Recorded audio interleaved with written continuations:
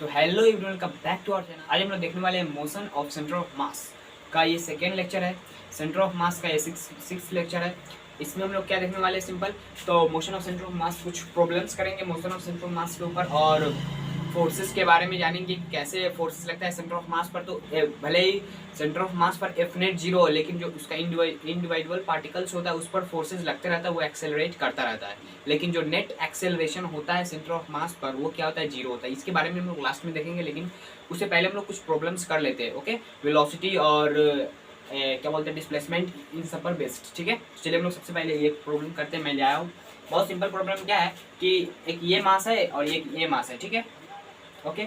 Simple क्या है कि ये ऊपर की तरफ हॉरिजॉन्टल से 37 डिग्री बनाकर ऊपर की तरफ 5 मीटर पर सेकंड की रफ्तार से जा रहा है, और ये हॉरिजॉन्टल से नीचे की तरफ 37 डिग्री बनाकर 10 मीटर पर सेकंड की रफ्तार से जा रहा है। ठीक है, हम लोग को क्या बताना है, इसके सेंटर ऑफ मास का वेलोसिटी और उसका डायरेक्शन भी बताना है। ठीक है ना, तो कैसे बताएंगे, सिंपल तरीके के हम लोग फॉर्मूला क्या पढ़े हुए हैं, velocity of centre of mass is equals to m1 v1 vector plus m2 v2 vector. ठीक है, divided by m1 plus m2। ठीक, तो हम लोग को क्या निकाला है, वेलोसिटी ऑफ सेंटर ऑफ मास। तो पहला इसका मास कितना है, 1 kg इंटू वेलोसिटी। वेलोसिटी हम लोग देखना पड़ेगा किस तरह। देखिए, ये तो मैं कर सकता हूँ, लेकिन यहाँ पर क्या करना है, हम लोगों को डायरेक्शन के हिसाब से देखना है। मतलब क्या है कि ये हम लोगों को वेलोसिटी ऑफ सेंटर ऑफ मास दिया गया है, तो इसको हम लोग मान लेते हैं x डायरेक्शन में। उसी तरह y डायरेक्शन में अलग लिखेंगे, तो हम लोग इसका कॉम्पोनेंट कर लेंगे कितना, तो वर्टिकल डायरेक्शन में कितना आएगा, तो 5 साइन 37। तो साइन 37 का वैल्यू कितना हो जाएगा, ये एंगल 37, तो ये 3, ये 4, ये 5। ये एक फेमस ट्रायंगल है। इसके बारे में आप लोग आई होप आप लोग जानते होंगे। ठीक है, तो यहाँ से साइन थीटा निकालेंगे तो क्या होगा, परपेंडिकुलर अपन में हाइपोटेन्यूज। ठीक है, तो 3/5, तो साइन थीटा का वैल्यू 3/5 रखेंगे। 5 इंटू 3/5, तो 5 गया, 3 बचेगा। ठीक है, 3 वर्टिकल में कितना जा रहा है, 3 मीटर पर सेकंड की रफ्तार से, और हॉरिजॉन्टल में कितना होगा, तो 5 cos 37। तो cos 37 यहाँ से 4, तो 5 इंटू 4/5, तो 5 गया, 4 बचेगा। ठीक है, तो यहाँ पर 4 मीटर पर सेकंड की रफ्तार से हॉरिजॉन्टल में, और वर्टिकल में इतना। ठीक है, अब यहाँ पर देखेंगे हॉरिजॉन्टल में कैसे। तो सिंपल हॉरिजॉन्टल में कितना हो जाएगा, तो 10 cos 37। cos 37 कितना हो जाएगा, तो 4/5, तो सॉरी 10 है ना, 10 इंटू 4/5, 5 2 जा यानी 8 आ जाएगा। ठीक है, 4 2 जा 8।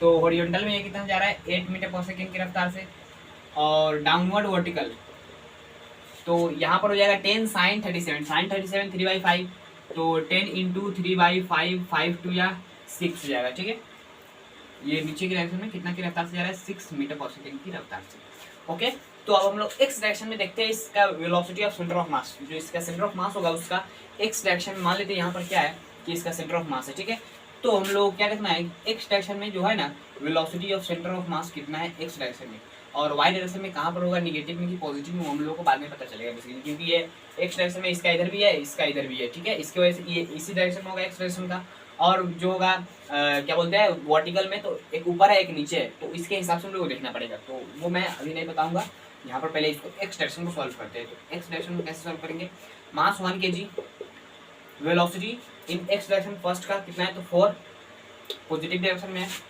प्लस यहाँ पर वेक्टर देखना है, पॉजिटिव नेगेटिव डायरेक्शन देखना पड़ता है। ठीक है, प्लस इसका भी मास 1 kg इंटू वेलोसिटी कितना है, तो 8 डिवाइडेड बाई 1 + 1, तो 2 kg, यानी 4 + 8 12/2, यानी 6 मीटर पर सेकेंड पॉजिटिव में आया। ठीक है, velocity of centre of mass in x direction. अब y डायरेक्शन का देख लेते हैं। ठीक है, तो velocity of centre of mass in y direction is equals to m1 v1 in y direction plus m2 v2 in y direction divided by m1 plus m2। तो mass 1 kg into velocity of centre of mass in y direction first का कितना है, तो 3 positive direction में, तो 3 plus mass कितना है 1 kg into velocity of centre of mass second वाला पार्टिकल्स का कितना है वर्टिकल डायरेक्शन में, तो 6 है, लेकिन नेगेटिव डायरेक्शन में तो नेगेटिव लेंगे। ठीक है, -6 डिवाइडेड बाई 1 kg 2 kg, यानी 3 - 6 डिवाइडेड बाई 2, यानी -3/2। To velocity of centre of mass in y direction हम लोगों को मिल गई। ठीक है, तो हम लोग सिंपल क्या बोल सकते हैं कि जो हम लोग वेक्टर सम जानते हैं कि देखिए यहाँ पर क्या दिया गया है, एक इधर है वेलोसिटी इन एक्स डायरेक्शन, एक इधर है वेलोसिटी इन वाई डायरेक्शन, तो इसका नेट कुछ इस तरह निकलेगा। ठीक है, तो इसको हम लोग कैसे निकालेंगे, तो जो नेट होता है ना, नेट वेलोसिटी नेट कितना होता है, रूट अंडर वी एक्स का स्क्वायर प्लस वी वाई का स्क्वायर, तो इसका स्क्वायर करके आप लोग जोड़ लीजिएगा तो हो जाएगा। ठीक है, अब डायरेक्शन की बात करते हैं। डायरेक्शन निकालने के लिए क्या करना पड़ेगा, इस एंगल को थीटा मान लेते हैं, तो इस वाले को यहाँ पर शिफ्ट करेंगे तो ये परपेंडिकुलर हो जाएगा वेलोसिटी इन वाई डायरेक्शन, और ये कितना हो जाएगा वेलोसिटी इन एक्स डायरेक्शन, तो tan थीटा क्या हो जाएगा, परपेंडिकुलर पर में बेस, तो यहाँ से tan थीटा फाइंड करेंगे तो क्या हो जाएगा वी वाई बटे वी एक्स। ठीक है, तो देखेंगे तो कितना हो जाएगा tan theta is equal to V Y, Y direction कितना है तो -3/2 इंटू से कितना है तो 6, 3 2 जा यानी -1/4, तो थीटा का वैल्यू कितना हो जाएगा tan इनवर्स -1/4। ठीक है, with respect to positive X axis. ठीक है, पॉजिटिव एक्स एक्सिस के रिस्पेक्ट में कितना है तो थीटा का वैल्यू इतना है। ओके, तो आई होप आप लोगों को ये फर्स्ट क्वेश्चन समझ में आ गया होगा। सेकंड क्वेश्चन को अब हम लोग देखते हैं, बहुत इजी आज का। देखिए बहुत इजी शुरुआत में क्वेश्चन है, लेकिन लास्ट में थोड़ा सा कंसेप्ट बहुत हार्ड है। ठीक है, तो अब हम लोग देखते हैं सेकंड क्वेश्चन को। इसमें आप लोगों को ये फॉर्मूला यूज करना पड़ेगा। क्या है यहाँ पर, पहले क्वेश्चन में आप लोगों को समझाता हूँ। क्या बोल रहा है कि ये 10 kg का मास है और ये 20 kg का मास है, यहाँ पर रखा हुआ है बेसिकली। ठीक है, तो इसका सेंटर ऑफ मास यहाँ पर लाई कर रहा है। अब यहाँ पर क्या हुआ कि इस 10 kg के मास को इधर शिफ्ट किया गया 2 सेंटीमीटर। ठीक है, 2 सेंटीमीटर इधर शिफ्ट किया गया, तो इसको इधर कितना शिफ्ट किया जाए या उधर कितना शिफ्ट किया जाए बेसिकली, कि इसका सेंटर ऑफ मास उसी जगह पर रहे जो पहले था।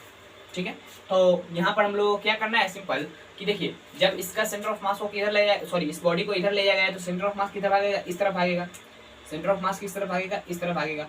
जब इस बॉडी को इस तरफ ले जाएगा तो सेंटर ऑफ मास और दूर भागेगा, इसलिए इस बॉडी को हम लोग इसी तरफ लाएंगे कि सेंटर ऑफ मास इधर भागेगा तो वो उसी जगह पर आ जाएगा। ठीक है, तो डायरेक्शन देखिए मैं पहले से ही यहाँ पर दे दिया हूँ। तो हम लोगों को क्या फाइंड करना है बेसिकली, कि इस वाले ऑब्जेक्ट को कितना इधर लाया जाए, एक्स का वैल्यू कितना होगा कि ये सेंटर ऑफ मास वहीं पर हो। ठीक है, तो ये हम लोग बेसिकली फाइंड करना है। तो इसमें हम लोगों को यूज करना पड़ेगा कौन सा फॉर्मूला, देखिए ये फॉर्मूला हम लोग जानते हैं, RCOM vector is equal to M1 R1 vector plus M2 R2 vector divided by M1 plus M2। आगे हम लोग इन्फिनिटी तक जा सकते हैं, लेकिन हम लोग को जितना चाहिए उतना ही लेंगे। ठीक है, अब इसको हम लोग डिफरेंशिएट कर देंगे, पार्शियल डिफरेंशिएशन।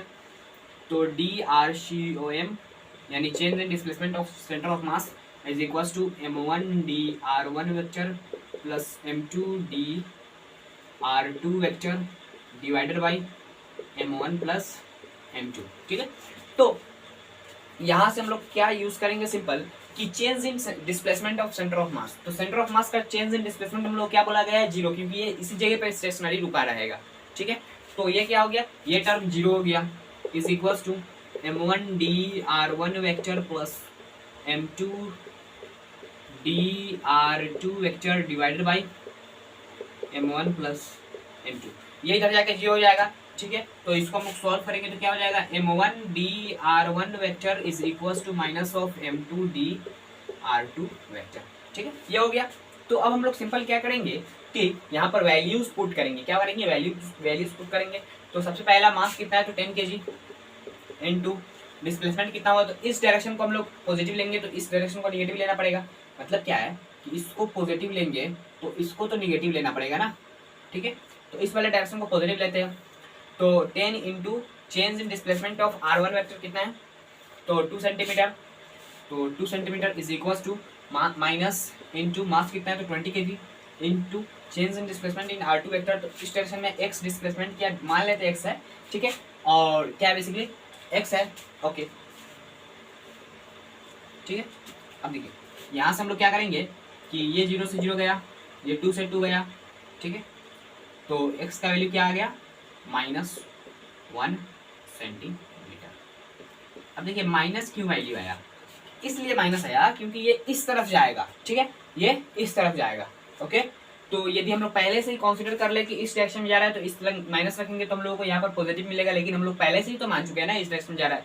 हम लोग माने नहीं है कुछ, सिंपली एक एक्स मान लिए वैल्यू, तो यहाँ से हम लोग को माइनस मिला है। माइनस इस डायरेक्शन को माने और इस डायरेक्शन को पॉजिटिव, तो हम लोग माइनस के हिसाब से हम लोग इस तरफ चलेंगे 1 सेंटीमीटर, तो ये सेंटर ऑफ मास उसी जगह पर रह जाएगा। तो ये कम ये वैल्यू इसलिए आया क्योंकि ये मास ज़्यादा है, और ये मास कम है तो ये 2 सेंटीमीटर चला, लेकिन ये मास इसका डबल है तो ये इसको इसका हाफ चलना पड़ा, तो सेंटर ऑफ मास उसी जगह पर रह गया। ठीक है, तो आई होप यहाँ तक आप लोग समझ आ गया हो। अब सिंपल एक क्वेश्चन है क्या कि वो है फ्री ग्रेविटी फ्री के बारे में। ठीक है, कि एक ऐसा जगह है जहाँ पर ग्रेविटी है ही नहीं। ठीक है, और वहाँ पर एक आइस रखा जाएगा, वो मेल्ट होगा तो उसका सेंटर ऑफ मास कितना डिस्प्लेसमेंट करेगा। मतलब क्या है कि ये ग्रेविटी फ्री स्पेस है, क्या है, तो ग्रेविटी फ्री स्पेस, यहाँ पर क्या रखा गया है, एक आइस क्यूब रखा गया है। ठीक है, ओके, और इसका कितना है, लेंथ कितना है, एल है, क्यूब है तो सभी साइड बराबर होगा, एल एल, ये भी एल होगा। ठीक है, और यहाँ पर एक चीज दिया गया हम लोगों को, क्या, ये क्या है, आइस क्यूब है, आइस क्यूब। अब बात ये है कि जब ये मेल्ट करेगा क्या करेगा, मेल्ट, तो इसका सेंटर ऑफ मास कितना डिस्प्लेस करेगा, कि ऊपर की तरफ या नीचे की तरफ कितना डिस्प्लेसमेंट ये करेगा इसका सेंटर ऑफ मास। ओके, तो बहुत इजी क्वेश्चन है, सॉल्व कर लीजिए, बहुत इजी क्वेश्चन है, बहुत इजी, माइंड में ही सॉल्व हो सकता है।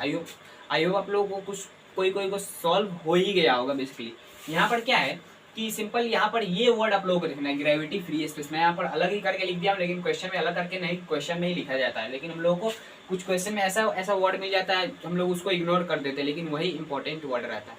तो हम लोग क्या करना है, ये ग्रेविटी फ्री स्पेस मतलब क्या है कि यहाँ पर ग्रेविटी है ही नहीं, इसको कोई नीचे की तरफ खींचने वाला है ही नहीं। जब ये क्या करेगा, मेल्ट करेगा, ठीक है, मेल्ट करेगा तो क्या होगा, ये इस तरह होगा ना, ये वाटर बन जाएगा। ठीक है, पानी बन जाएगा, लेकिन ये नीचे की तरफ इसको कोई खींचने वाला है ही नहीं, तो वो उसी तरह जिस तरह था उसी तरह रहेगा। ठीक है, तो इसका सेंटर ऑफ मास जहां पर था वहीं पर रहेगा, चेंज हो ही गया नहीं। ठीक है, तो यहाँ पर हम लोग को ये दिमाग लगाना है, तो सिंपल है, यहाँ पर नहीं ऊपर जाएगा नहीं नीचे जाएगा, जहां पर सेंटर ऑफ मास था वहीं पर रहेगा, क्योंकि नीचे की तरफ कोई खींचने वाला है नहीं। अर्थ पर होता है कि मेल्ट करते ही नीचे की तरफ, इसको यहाँ पर छोड़ेंगे तो नीचे की तरफ जाएगा, क्यों, क्योंकि ग्रेविटी खींच रहा है इसकी वजह से। और यहाँ पर पानी पिघलेगा तो नीचे की तरफ जाएगा, क्यों, क्योंकि उसको ग्रेविटी खींच रहा है। ओके, यहाँ पर तो कोई ग्रेविटी है ही नहीं, तो कहाँ से होगा। ठीक है, तो आई होप आप लोगों को ये मेरी बातें सारे समझ में आ गया होगा। समझ में आया तो वीडियो को लाइक कर दीजिएगा, चैनल पर नए हैं तो चैनल को सब्सक्राइब कर लीजिए। चलते जय हिंद, जय भारत।